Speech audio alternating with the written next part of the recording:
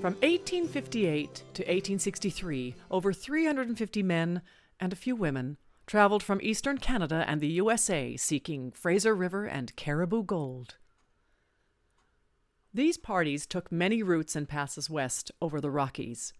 The Overlanders of 1862 chose the low-elevation Yellowhead Pass near the Athabasca River, directly west of Fort Edmonton. The estimated 5-week journey had stretched into 4 months. It was now September of 1862.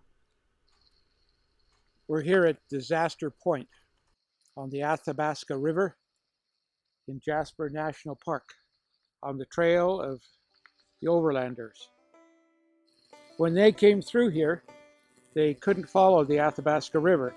They had to go over Disaster Point, which is behind us here. I'm going to go over and see if I can find the trail, leaving the highway behind and trying to go over this bluff here.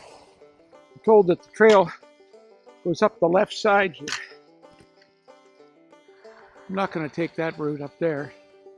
That looks a little steeper than what I want, so we'll go over here through the bush and see what happens. Well, as we can see from my skid marks, it's a little harder than what I thought, given that it's winter. Some kind of crampons on.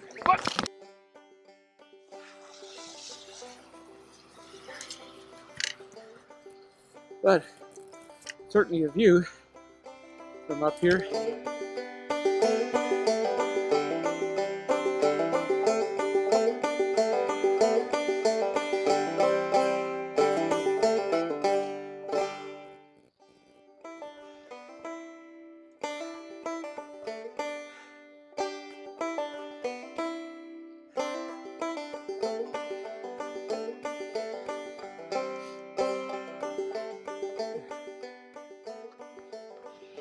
Definitely is a gorgeous view up here, and it's no wonder that the Overlanders were marked so much on the beauty of this area. And Jasper is one of the few places where the Overlanders are remembered. So here we are on Disaster Point. Didn't pick exactly the right time to follow the Overlander trail, being winter and 5 below. But it's still good to be here. I don't think I came up here when I was researching the area to write the book. We're going to have to come back here in the wintertime. I am here in the wintertime. I'm going to have to come back here in the summertime, when it's a little warmer, a little easier walking. This was one of the most difficult areas that the Overlanders went through. They had to bring their horses up and around it. Few horses fell off. But this is the remarkable thing about this particular journey that they took, this particular route that they took, is that this is about the only hill they had to climb. The Yellowhead Pass was easy going compared to the routes that the other Overlanders took through the Rockies. Much easier. There was no up and down, up and down, up and down. It was basically a straight shot. They had their problems with tough landscape and a lot of windfall and so on.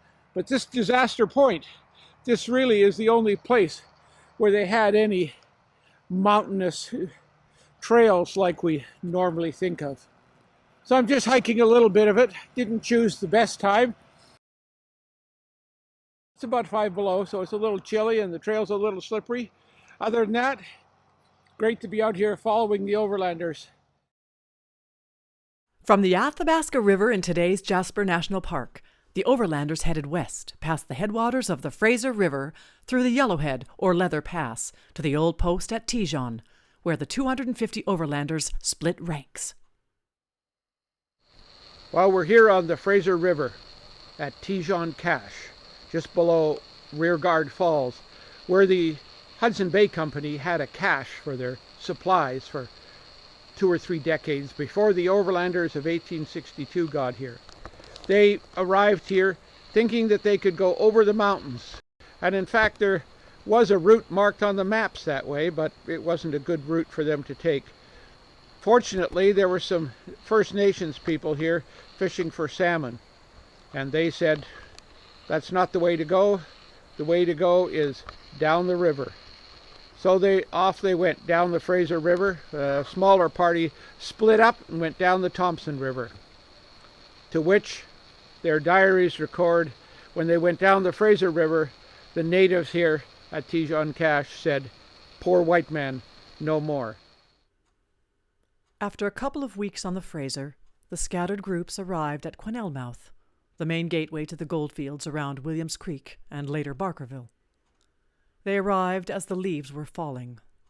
Most were exhausted, and instead of heading for late-season gold, they struggled southward. Near Williams Lake, they ran into the road-building crews of the Royal Engineers. Sergeant John McMurphy was anxious for more workers, and on September 25, 1862, his diary records, "We have a great number of Canadians working for us that came overland from Lake Winnipeg and Red River."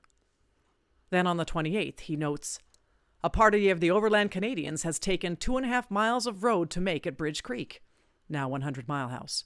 They get $450 per mile." The Overlanders had cut trails for hundreds of miles across the plains and the Rockies. A few more miles of road would not faze them. The overland journey took 5 months. 10 died en route. By the 1863 mining season, over 100 Overlanders had reached the Cariboo goldfields. The Overlanders were becoming part of the story of the Great Cariboo Waggon Road, both reaching north for the goldfields of Cariboo. Stay tuned and like, share, subscribe, and follow for more Footprints in Time stories of the Cariboo Waggon Road. So does our